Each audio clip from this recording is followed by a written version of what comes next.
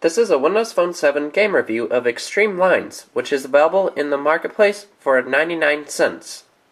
So Extreme Lines is this sort of puzzle game where you have to try to line up strings of either lines or squares of either 5 in a row for lines or a square of 4 pieces. And so there's either classic or extreme gameplay, and those are basically the same except for if you go into the instructions here. The extreme mode, you have to actually buy the app for 99 cents instead of getting the free version, and it gives you occasionally these special items here, which will sometimes clear all the pieces in a vertical and horizontal line, or diagonals, or just the pieces surrounding it. So those are some nice extras, and there's also this cloud, but those rarely appear. So they somewhat change the gameplay, but they aren't really big factors. So there's either lines or square gameplay. We'll start off with lines, and there's easy or hard difficulty. I personally prefer easy, it's a nice pace for me. And so this is how it works. You can move any of these pieces one at a time. If you select this one, you can move it as long as there's a clean route through to where you want to move it. And then it shows you which pieces are coming up next here at those locations. You could actually change where these appear by if you place one of your existing pieces there, then the other piece will pop up somewhere else. So you can you can use all these different clues for where they're going to pop up in your favor. Like there, place a blue there, and then I already have a blue there. And to get a line, you need to get 5 of them in a row. So let's just move this down here. Can move this there. And right now, blue is cut off there, so we have to consider that. So it's a pretty nice thinking game here. It does use a lot of logic, it's logic based, and it's actually pretty fun. So here we go, we can make a line of 5 right here. Whoops, if you ever click on something incorrectly, you can just click undo. That's always a really great feature because I've occasionally had some misclicks that I really regretted. And so here we go, we can make another line of 5. So that's how you play the game, and then your score is kept track of up there. And you'll keep on going until you completely run out of possibilities. And that'll happen when the whole game board fills up completely, and you have absolutely nothing left to do. Oops, undo that.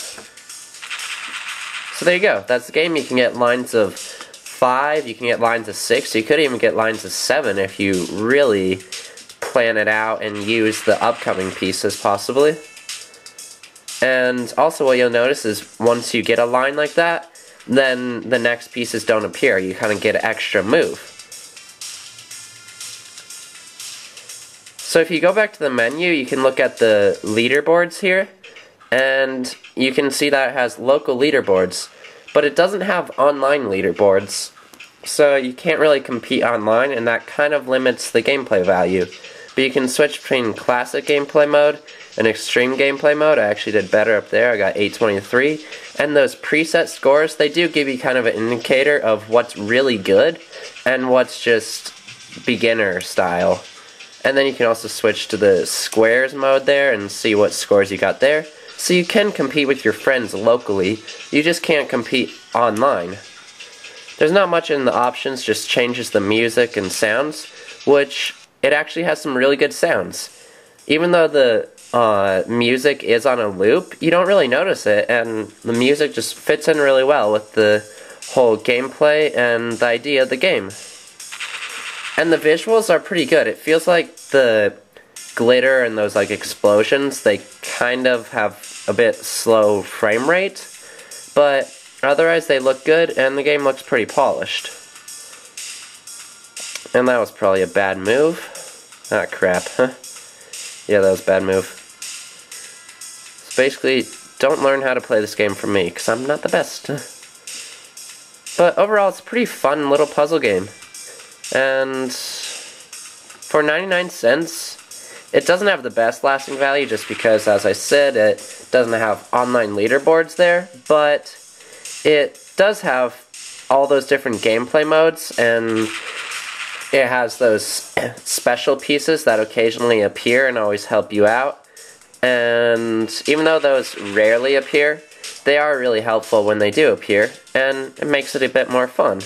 This is an example of one of those special pieces, which you can move them wherever you want on the game board. Like we could place this right here, and then you just double tap or hold it, and it'll explode all of those. And that one, it does it in horizontal and vertical lines. So the special pieces do make a difference in the gameplay, but they do rarely show up too, which is good because you don't want too many of those. That could just make it too easy. And there's also the square gameplay mode, which I can show you right now. If we go there and start a new game, you can select square, and we'll go with difficulty hard and put it on extreme gameplay. Maybe we'll get one of those pieces. So in square, you'll basically want to make sure that your colors are separated and in one area so that you can make them into a square when you get enough pieces. Let's see. Let's move this there and move that there. So we formed a square. You can form a square of 2 pieces by 2 pieces, or you can actually form a rectangle of 2 by 3. Let's put that there. Whoops. So here we could possibly form a rectangle soon. Yep. There we go. So you just gotta compete for a high score and keep on playing. So, yeah, like I said, it doesn't have much lasting value, but it is a nice puzzle game, and from what I've seen, this is a pretty fresh idea on gameplay. I don't think I've really ever seen a game like this before. You can find Extreme Lines in the marketplace for 99 cents.